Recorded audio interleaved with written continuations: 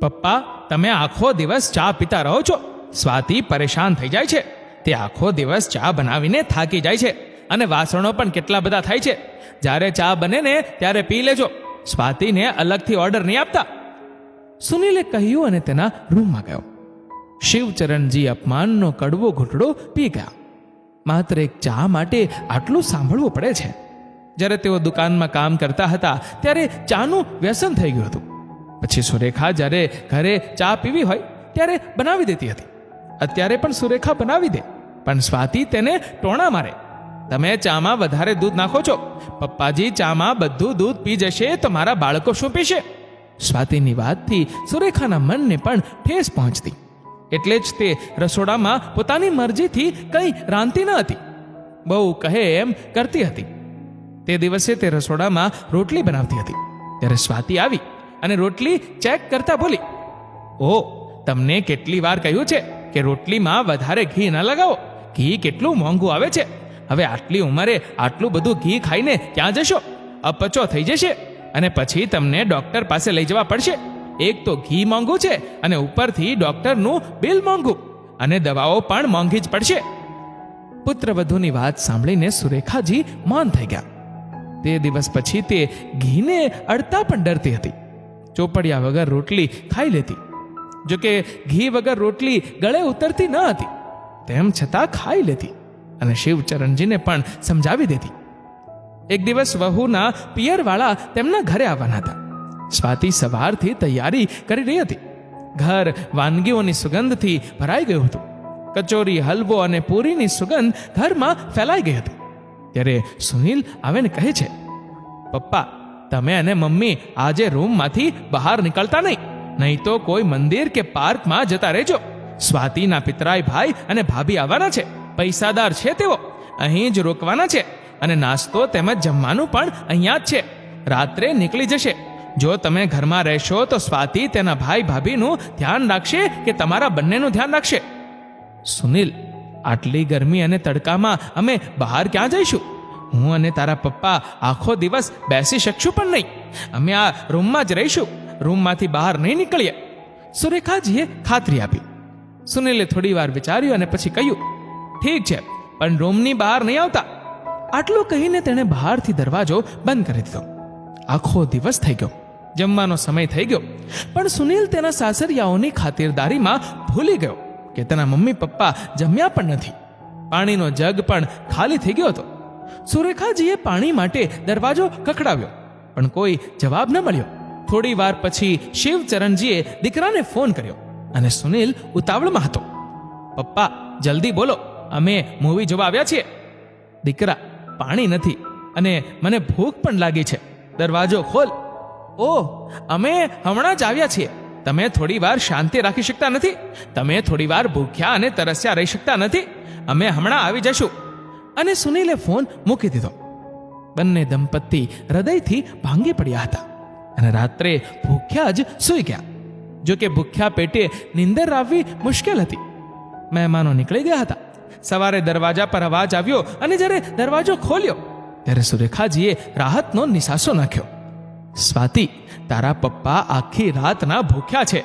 તેમને ખાવાનું આપ. રાતનું કંઈક વધ્યું હશે." "ના, ખાવાનું કાંઈ વધ્યું નથી. મેં પેક કરીને ભાઈ અને ભાભીને આપી દીધું છે. તમારે સવારે વહેલા જાગીને મને કહેવું જોઈતું હતું. હવે સવારમાં મારે 10 કામ કરવાના હોય છે. હું અત્યારે રસોઈ બનાવું છું. સુનિલ ઓફિસે જાય પછી જમજો. ત્યાં સુધી તમે વાસણો સાફ કરી લો. રાત્રે મોડા આવ્યા હતા તો સિંક વાસણથી ભર્યો છે. મારાથી તો રસોઈ પણ બને એમ નથી." સ્વાતિએ ચીડાઈને કહ્યું. સુરેખા ના છૂટકે વાસણો સાફ કરવા લાગી. ગરમ ગરમ બનતા આલુ પરોઠાએ ભૂખ વધુ વધારી દીધી હતી. સ્વાતિ 4 પરોઠા બનાવીને લઈ ગઈ અને સુનિલ સાથે નાસ્તો કરવા લાગી. થોડી વાર પછી સ્વાતિ બોલી, "તમે પપ્પાજી માટે નાસ્તામાં રોટલી બનાવી લો. બટેટાનો મસાલો પૂરો થઈ ગયો." સુરેખાજી વાસણ મૂકીને રોટલી બનાવવા ઊભા થયા તો સ્વાતિએ ફરી કહ્યું, "પહેલા બધા વાસણ તો પૂરા કરો." વાસણોમાં થોડી વાર લાગી. સુરેખાજીએ ઝડપથી લોટ બાંધ્યો અને 4 રોટલી અને અથાણું લઈને રૂમમાં ગયા. "રોટલી લાવવામાં ઘણો સમય લાગ્યો. મારા તો પેટમાં દુખાવો થવા લાગ્યો છે." આટલું કહીને શિવચરણજીએ રોટલી ખાવાનું શરૂ કર્યું. જો કે ઘી વગર રોટલી ખાવી મુશ્કેલ હતી, તેમ છતાં તેઓ ખાતા હતા. સુરેખાજીની આંખો ભીની થઈ ગઈ. જે દીકરાને હંમેશા ઘી ખવડાવ્યું એણે જ 2 ટાઈમનું ખાવા માટે તરસાવી દીધા છે. લગ્નના 10 વર્ષ પછી સુરેખાજીનો ખોળો ભરાયો હતો. સુનિલના આગમનથી તેના જીવનની એકલતાનો અંત આવ્યો હતો. સુનિલ ઘરનો એકલૌતો અને લાડકો હતો. તેના મોઢામાંથી શબ્દો નીકળતા કે તેનો પડ્યો બોલ ઝીલાતો હતો. દુકાનમાં બહુ આવક ન હતી, તેમ છતાં તે સુનિલની દરેક ઈચ્છા પૂરી કરવાની કોશિશ કરતા હતા. દીકરાને ઘીથી રસરસતી રોટલી ખવડાવતા હતા, કારણ કે સુનિલ શાક ઓછું ખાતો હતો. તેને ખીચડી અને રોટલી ભાવતી હતી. બંને વસ્તુમાં ઘણું ઘી વપરાતું હતું. બંને ઓછું ખાતા, પણ દીકરાને સારી રીતે ખવડાવતા હતા. સુનિલ અભ્યાસમાં પણ સારો હતો. તેણે સખત મહેનત કરી અને નોકરી મેળવી. નોકરી મળતા જ માંગા આવવા લાગ્યા. સ્વાતિ ખૂબ જ સુંદર હતી. તે પહેલી નજરમાં જ સુનિલને ગમી ગઈ અને તેની સાથે લગ્ન કરી લીધા. સ્વાતિ સાથે લગ્ન થતાં જ સુનિલ તેની આસપાસ ફરવા લાગ્યો. તેની સુંદરતાનો પૂજારી બની ગયો. તે જેમ કહેતી એમ કરતો. તેના મમ્મી પપ્પાની પણ પરવા નહોતો કરતો. સ્વાતિ તેને જે કહે તે જ સાચું માનતો હતો. સ્વાતિ સાસુ સસરા વિરુદ્ધ સુનિલના કાન ભરતી. સ્વાતિ બહુ કંજૂસ છોકરી હતી. તે પોતાના અને સુનિલ પર ગમે તેટલો ખર્ચ કરતી, પરંતુ જ્યારે સાસુ અને સસરા પર ખર્ચ કરવાની વાત આવે ત્યારે તે મોંઘવારીના રોંદણા રડતી હતી. સમય જતાં તેને 2 બાળકો પણ થયા. હવે સાસુ સસરા ખરડા થઈ ગયા હતા. બીમારી પ્રત્યેની બેદરકારીએ શિવચરણને વધુ બીમાર કરી દીધા. સુનિલે તેને ક્યારેય કોઈ સારા ડોક્ટર પાસે લઈ ગયો નહીં. ઘરગથ્થુ ઉપચારોથી જ જીવન ચાલતું હતું. હવે તેઓ દુકાને પણ બેસી શકતા નહોતા અને સુનિલ પાસે દુકાન સંભાળવાનો સમય નહોતો. દુકાનમાં જે પણ સામાન હતો તે વેચીને દુકાન બંધ કરી દીધી. પહેલા દુકાનની કમાણીમાંથી તેમના હાથમાં પૈસા આવતા હતા, પરંતુ હવે હાથ સાવ ખેંચાઈ ગયા હતા. 100 રૂપિયા માટે દીકરા વહુ સામે હાથ ફેલાવવા પડતા હતા. બંનેની હાલત દયનીય થઈ ગઈ હતી. વહુની સાથે દીકરાને પણ તેની પરવા ન હતી. જમ્યા છે કે નહીં, દવા છે કે પૂરી થઈ ગઈ, સુનિલને કોઈ પરવા ન હતી. બંને માત્ર કહેવા પૂરતા જ દીકરા વહુ સાથે રહેતા હતા. આપણે બીજે ક્યાંક જતા રહીએ, મારાથી હવે અહીં રહી શકાતો નથી, મને ગુંગળામણ થાય છે, શિવચરણજીએ કહ્યું. હા, મનમાં તો મને પણ એમ જ થાય છે. ભગવાને આપણને સંતાન જ ન આપ્યું હોત તો સારું હતું. 10 વર્ષ પછી સંતાન એટલે આપ્યું કે આપણે વૃદ્ધાવસ્થામાં આટલું સહન કરવું પડે અને આપણા જ દીકરાના હાથે આટલી તકલીફ ભોગવવી પડે. આના કરતાં તો સારું હતું આપણે નિસંતાન રહ્યા હોત. ખાવા માટે તડપવું પડે છે, દવાઓ લાવતો નથી, ક્યારેય પાસે આવીને બેસતા નથી. વહુને શું દોષ આપું? દીકરો જ કપાતર થઈ ગયો છે. હવે હું અહીં વધારે નહીં રહી શકું. મારે સ્વાભિમાનથી જીવવું છે. સુરેખાજીએ રડતા રડતા કહ્યું, હું શું કરી શકું? સ્વાભિમાન સાથે જીવવા માટે આપણને પૈસાની જરૂર છે, જે આપણી પાસે નથી. દુકાનમાં માલ નથી. જો પેન્શન મળતું હોત તો આપણે માથું ઊંચું રાખીને જીવી લેત. ન તો દીકરો છે ન પેન્શન છે. આ સંજોગોમાં આપણે શું કરી શકીએ? આપણું જીવન હવે આ રીતે જ નીકળી જશે. હવે દિવસો પણ કેટલા બાકી રહ્યા છે. આમ જ જીવી લેશું. આપણે ઘરડા માણસ બીજું કરીએ પણ શું? શિવચરણજીએ પીડાથી આક્રંદ કરતા કહ્યું, આપણે ઘણું બધું કરી શકીએ છીએ. આપણે ફક્ત હિંમત રાખવાની છે. દીકરા વહુના ઠેબા રોજ રોજ નથી ખવાતા. આવે મારું સ્વાભિમાન ખવાય છે.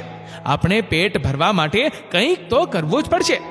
સુરેખાજી બોલી, સાંભળો, દુકાન તો આપણી છે, આપણે વેચી શકીએ છીએ. હું વિચારી રહી છું કે મારે મારી આવડત બહાર લાવવી જોઈએ. તમે જાણો છો કે હું અથાણા કેટલા સરસ બનાવું છું. આપણે અથાણાનો ધંધો શરૂ કરીએ. તેમાં ખૂબ સારી કમાણી થાય છે. કમાણી સારી છે, પરંતુ માણસે તેમાં પૈસા રોકાણ કરવાની જરૂર પડે છે અને રહેવા માટે ઘરની પણ જરૂર પડે છે. હા, એ તો છે. સુરેખાજીએ ફરી વિચારમાં પડી ગઈ. પછી ખુશ થતા કહ્યું, મારી પાસે થોડાક ઘરેણાં છે. આ બંગડીઓ, વીંટી અને કાનની બુટી છે, જેના પર હજી વહુની નજર નથી પડી. આ બંનેએ ઘર તો હડપ કરી લીધું છે. છેતરપિંડીથી આપણી સહીઓ કરાવી લીધી હતી, પરંતુ દુકાન હજુ પણ તમારા નામે છે. આપણે તે પણ વેચી શકીએ છીએ.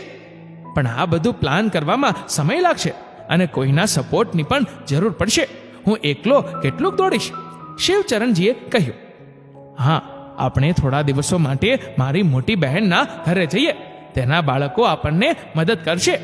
સુરેખાજીએ આત્મવિશ્વાસથી કહ્યું, સ્વાતિ, સુનિલ, સાંભળો, તારી માસી અમને એના ઘરે બોલાવે છે. અમારે ત્યાં થોડા દિવસો માટે જવું છે.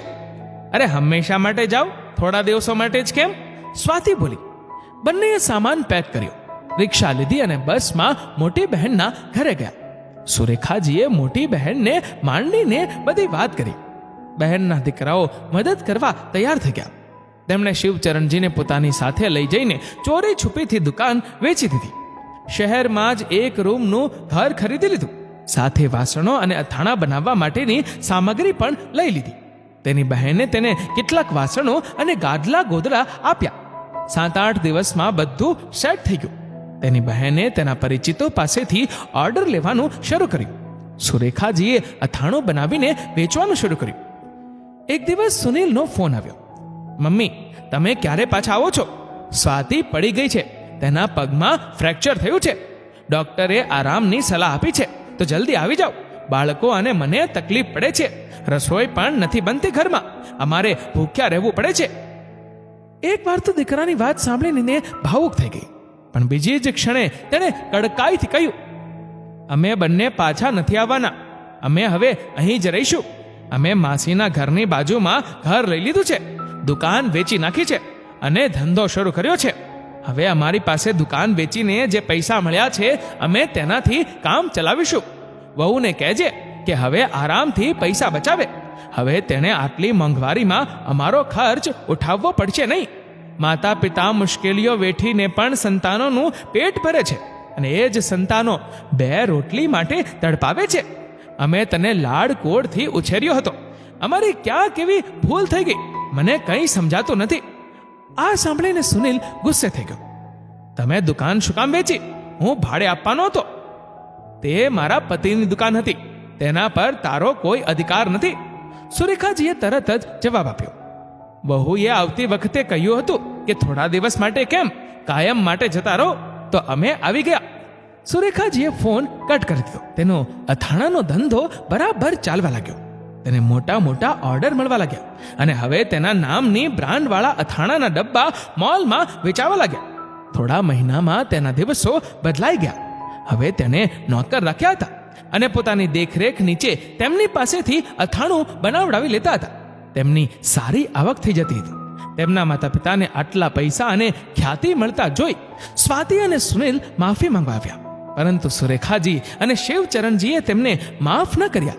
દોસ્તો, માણસ દરેક દુઃખ સહન કરી શકે છે જો તેનો પરિવાર તેની સાથે હોય, પરંતુ જ્યારે તેના પોતાના સંતાન દુઃખ આપવા લાગે છે, ત્યારે વૃદ્ધ માતા પિતા હિંમત હારી જાય છે. જેમને પેન્શન મળે છે તેઓ તો સન્માનથી જીવી લે છે, પરંતુ જેમને પેન્શન નથી મળતું તેઓને દીકરા વહુના હાથે રોજ રોજ અપમાનિત થવું પડે છે. દરેક વસ્તુ માટે તરસવું પડે છે. સમાજમાં વૃદ્ધોની હાલત કફોડી બની રહી છે. શિક્ષિત સમાજે આ વિશે જરૂર વિચારવું જોઈએ. આ વિડીયો વિશે તમારું શું કહેવું છે? નીચે કમેન્ટ કરીને જરૂરથી જણાવજો. અને મિત્રો, જો વિડીયો ગમ્યો હોય તો વિડીયોને લાઈક કરજો, વધુમાં વધુ લોકો સાથે શેર કરજો, અને આવા જ બીજા પ્રેરણાદાયી વિડીયોઝ જોવા માટે સબસ્ક્રાઇબ કરો અમારી યુટ્યુબ ચેનલને, અને ફેસબુક પર ફોલો કરો અમારા પેજને. ધન્યવાદ.